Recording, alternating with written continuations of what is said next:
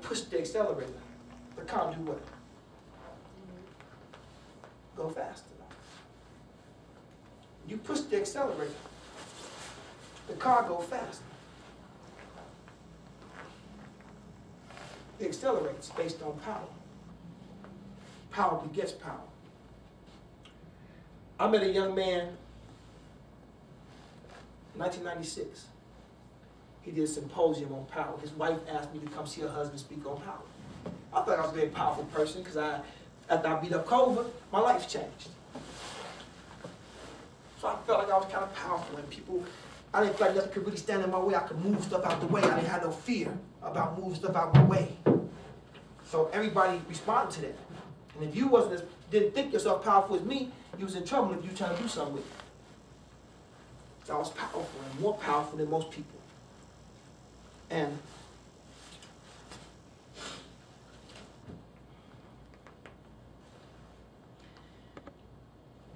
there came a situation that arose where I started to change what I thought about being black. I began to look at black differently. Then struggling for our rights. I began to look at black from a historical standpoint. How many of y'all know black people come from Africa? How many of y'all know all people come from Africa? They don't see, it's hard for them to say that to you. Mr. Farrakhan came on TV one time and they said, Mr. Farrakhan, why are you so racist? He laughed. He said, I don't have the power to be racist. They said, well, you are? He said, no, I'm prejudiced. All people are prejudiced. They said, how so? He said, well, you would give food to your children before you give it to other people's children. Would you or would you not? Like, yeah, but that's natural. He said, exactly.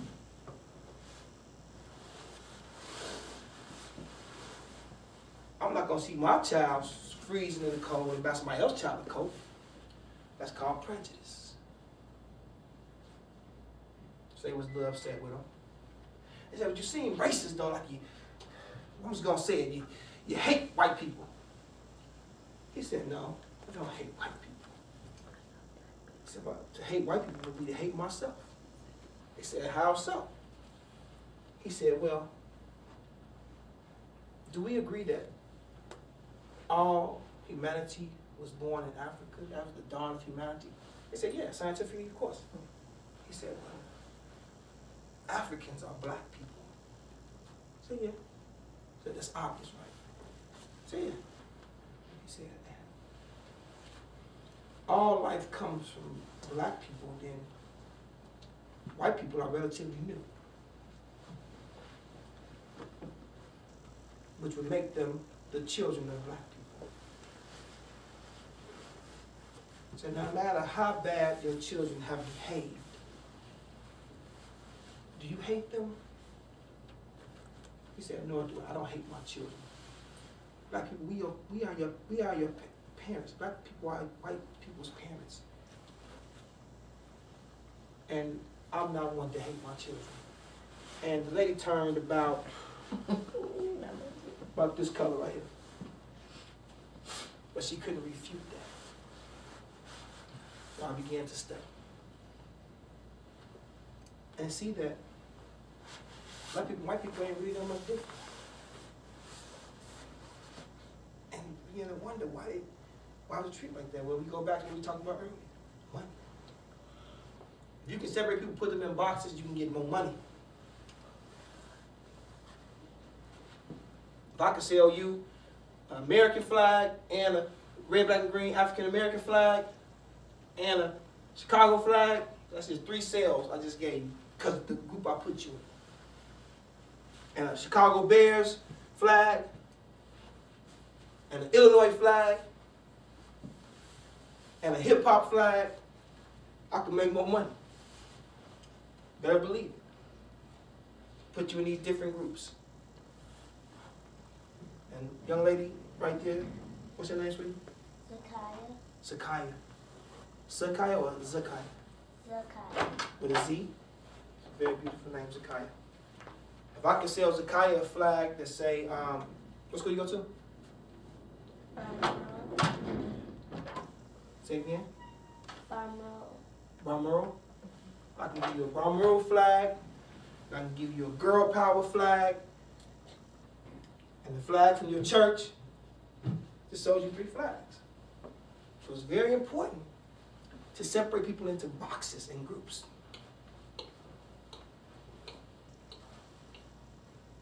Martin Luther King came and said, hey, we all together. That sounded like a loss of money to them. So when I began to look at black folk, I said, black folk reap. It would do us a service to be together as black people in the world, not just African Americans and Nigerians and Ghanaians and Haitians and Jamaicans. What if we said, hey, you know what? We all black people. And this is all the things, not nothing against you white folks. We all black people. And we real cool with y'all. So we buy stuff from y'all, y'all can buy stuff from us. People say, well, that ain't but a black version of what the white folk already got. So what? Because what they got is nothing but a black version, a white version of what black people already established. They books, they literature, everything. And as long as Martin Luther King was saying, hey, we just gonna be cool with y'all and buy from y'all, they was all right with it. They let him talk. Until he started saying, you know what? I'm gonna mess with y'all money again.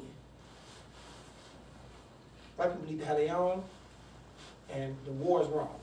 When they said the war is wrong, them people, boy, they had a fit. But his fearlessness made him have to say it. He seen the inner workings of this thing. He seen it from the inside. First he was the outside, then he became an insider. And it hurt him. How much money was being made off of wars.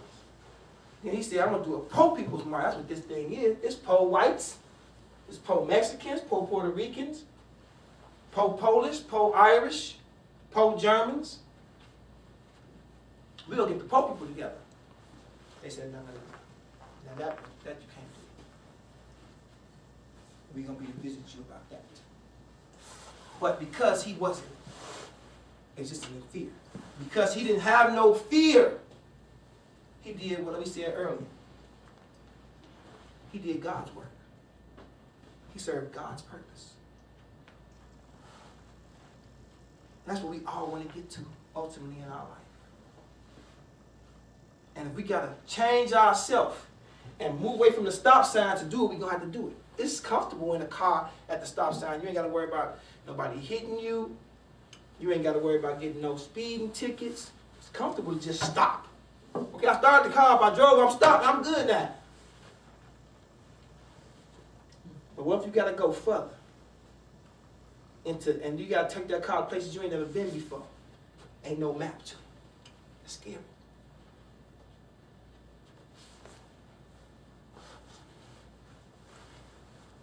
Zakaya is a young lady who is here today because the purpose of the universe must be served by somebody. If Dr. Martin Luther King Jr. didn't do it, people say, well, if he wasn't born, we would. That's not true. Somebody was going to step in there. Somebody was going to fill that space. The inspiration from the heavens come down and say, move. When I first started doing poetry, my brother said, man, why are you always going down and doing poetry, man? That's whack, man. Poetry, dude? What? I mean, I can see if you was a comedian or a rapper. You a poet? You're doing poetry, man. What is wrong with you? I said, well, man, if I don't do it, somebody else going to do it. And I want to be the one doing this. Wherever it's going to take me to, I want to be the one doing it. A little while ago, I told Reggie,